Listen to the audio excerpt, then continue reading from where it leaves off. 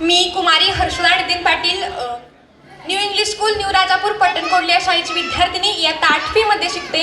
सर्वप्रथम मला इथे माझं मनोगत व्यक्त करण्याची संधी दिली याबद्दल आयोजकांचे आभार.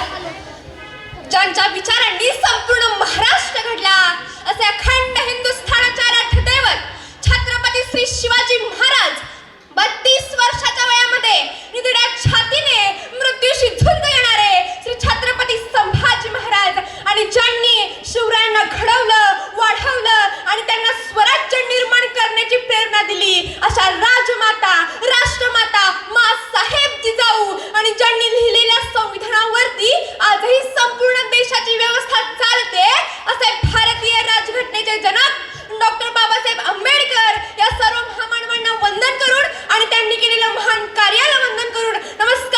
मी कुमारी Harshada Nitin Patil new English school new Rajapur Pattankodli या शाळेची विद्यार्थिनी इयत्ता 8वी मध्ये शिकते. खरं तर राष्ट्रमाता जिजाऊ म्हणजे काय? स्वराज्य म्हटलं की स्वराज्याचे 3 कोण 3 ठिकाणी अगदी वेगवेगळ्या ठिकाणी उभे राहतात. स्वराज्य संकल्पक शहाजी महाराज, स्वराज्य संस्थापक शिवाजी महाराज आणि स्वराज्य रक्षक संभाजी महाराज. आणि या खरं तर एक प्रश्न पडतो की या 3 कोणांमध्ये राष्ट्रमाता माँसाहेब जिजाऊंचं नेमकं स्थान कोणतं? आणि बारकाईने बघितलं तर हे 3 कोण जोडणारे एक समान रेष आहे. ती समान रेष म्हणजेच राष्ट्रमाता जिजाऊ. खरं तर राष्ट्रमाता माँसाहेब जिजाऊंनी स्वराज्याला काय दिलं? कोणता संस्कार छत्रपती शिवाजी महाराजांना दिला?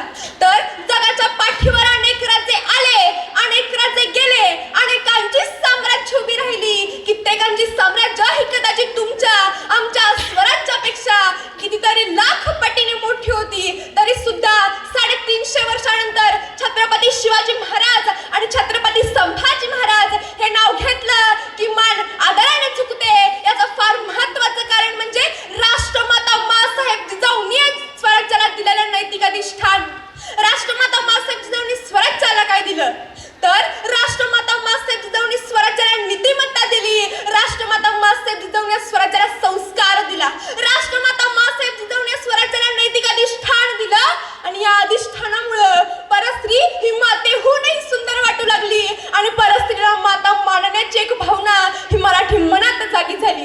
म्हणून जय जिजाऊ जय शिवराय म्हणत असताना कायम एक गोष्ट लक्षात ठेवावी की शिवराय म्हणण्याच्या आधी जिजाऊ घ्यावं लागतं. कारण जर जिजाऊ असतील तर शिवराय घडतील आणि जर जिजाऊ पाठीशी उभ्या राहिल्या तर शिवराय घडण्याची संधी निर्माण होत राहील. जिजाऊने दुसरा संस्कार दिलाय महाराष्ट्राच्या मातीला. जातीचं मुळीच बंधन नाही. आपण कोणत्याही धर्मात जन्माला यावं, कोणत्याही पंथात जन्माला यावं, कोणत्याही प्रांतात जन्माला यावं, कुठल्याही जातीत जन्माला यावं हे आपल्या हातात कधीच नसतं. म्हणून 2 पर्याय ठेवते तुमच्या समोर. पहिला पर्याय, मी अमुक जातीत जन्माला आले, मी तमुक धर्मात जन्माला आले, मी तमुक पंथात जन्माला आले, मी तमुक प्रांतात जन्माला आले, याचा अहंकार किंवा न्यूनगंड बाळगणं हा पहिला पर्याय. आणि दुसरा पर्याय, मी कुठल्याही जातीत जन्माला आले, मी कुठल्याही धर्मात जन्माला आले, मी कुठल्याही पंथात जन्माला आले आणि मी कुठल्याही प्रांतात जन्माला आले, तरी माझ्या कर्तृत्वानं माझ्या व्यक्तिमत्वाला अशा उंचीवर नेऊन ठेवीन की माझ्या धर्माला, पंथाला आणि प्रांताला सुद्धा अभिमान वाटेल. कोणता पर्याय निवडाल? दुसराच ना. माझ्या बंधू भगिनींनो, हा दुसरा पर्याय निवडला जातोय कारण छत्रपती शिवाजी महाराजांनी आपल्यावर एक संस्कार केलाय. तो म्हणजे जात जन्मानिशी पाठीला चिकटून येते पण ती पोटाला कधी चिकटून का. हा हृदय, हिंदू हृदय छत्रपती शिवाजी महाराजांनी केलेल्या संस्काराचं पण जगतोय. आज आपण अभिमानानं म्हणतो की आपण छत्रपती शिवाजी महाराजांच्या राज्यात घडतोय. अहो, पण त्या छत्रपती शिवाजी महाराजांच्या महाराष्ट्रात आज आपल्या इथल्या मुली, आज आपल्या इथल्या महिला खरंच सुरक्षित आहेत का? त्या काळात रांजणगावच्या पाटलानं म्हणजे छत्रपती शिवाजी महाराजांच्या काळात रांजणगावच्या पाटलानं एका स्त्रीसोबत बदमाल केला होता. म्हणून महाराजांनी त्याचे हातपाय कलम केले, त्याचा चौरंग मांडला, भर चौकात त्याला उघड्यावर बसवलं. कारण येणाऱ्या जाणाऱ्यांनी पाहावं व लक्षात घ्यावं की स्त्रीकडे वाईट नजर टाकणाऱ्यांची या राज्यामध्ये काय अवस्था केली जाते ते.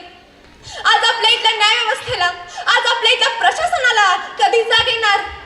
3 वर्षाच्या चिमुकलीवरती अत्याचार होतोय, बलात्कार होतोय, ही एकच घटना नाही. अगदी 7-8 महिन्यांपूर्वी साताऱ्यामध्ये 7 वर्षाच्या चिमुकलीवरती सुद्धा असाच बलात्कार झाला, असाच अत्याचार झाला. दगडाने ठेचून तिची हत्या करण्यात आली. आरोपींना जेलमध्ये टाकलं जातं, पण त्यांनाही माहितीये की आपल्या इथल्या न्याय व्यवस्थेच्या डोळ्यावरती पट्टी बांधलेली. काही 1-2 महिन्यांनी त्यांना पुन्हा जामीन मिळेल, ते पुन्हा मोकाट फिरायला मोकळे. जोपर्यंत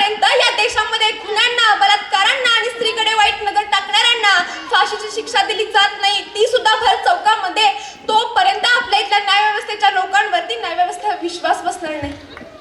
तुम्हाला एक घटना सांगते. ती घटना सत्य आहे. गोपट इथलाय का मुलीची रस्त्याने बिचारी जात होती. काही न राहता म्हणे तिला ओढलं, तिचे हात तोडले, तिचे पाय तोडले, मान 180 डिग्री फिरवून तिचा जीव घेतला. ओढू नये म्हणून तोंडात रुमाल टाकला आणि तिचा बलात्कार केला. हे कोणत्या राज्यात घडतंय माहितीये का? छत्रपती श्री शिवाजी महाराजांच्या राज्यात घडतंय. त्या राज्यात कुठल्या स्त्रीकडे वाईट नजरेने जरी बघितलं तरी महाराज शिरच्छेद करायचे हो. आणि त्याच राज्यात त्या गोपडीतल्या मुलीची आत्मा न्यायाची भीक मागते हो, न्यायाची भीक. त्या गोपडीतल्या मुलीचा अजूनही आवाज घुमला. त्या गोपडीतल्या मुलीचा अजूनही आवाज घुमला आणि तिच्या वेदनेच्या कळणे पूर्ण भारत रडला. तिच्या वेदनेच्या कळणे पूर्ण भारत रडला. तरीही त्या नराधमाच्या बापाचा घडा अजूनही नाही का भरला? तो दुसऱ्या शिकाराच्या शोधात बसला आणि आपण म्हणतो आणि म्हणे माझा भारत देश स्वतंत्र झाला आणि म्हणे माझा भारत देश स्वतंत्र झाला. धन्यवाद. खरं तर बलिदान मास चालू आहे. माझं पण बलिदान मास आहे. तर त्यासाठी महाराजांची शिवगर्जना खोन जाऊ दे का? आस्ते कदम, आस्ते कदम, आस्ते कदम. महाराज, गणपती, गजपती, भूपती, प्रजापती, सुवर्णरत्न श्रीपती, अष्टावधान जागृत, अष्टप्रधान दैष्टित, न्यायालंकार मंडित, शस्त्रशास्त्र पारंगत, राजनीती धुरंधर, प्रौढ प्रताप पुरंदर, क्षत्रिय कुलावतंस, सिंहासनाधीश्वर, राजाधिराज, योगीराज, श्रीमंत योगी, श्री श्री श्री छत्रपती श्री शिवाजी महाराज की, धर्मवीर छत्रपती श्री संभाजी महाराज की, भारत माता की, हिंदू धर्म की, हिंदू राष्ट्र की, नमः पार्वते पते हर हर. छान.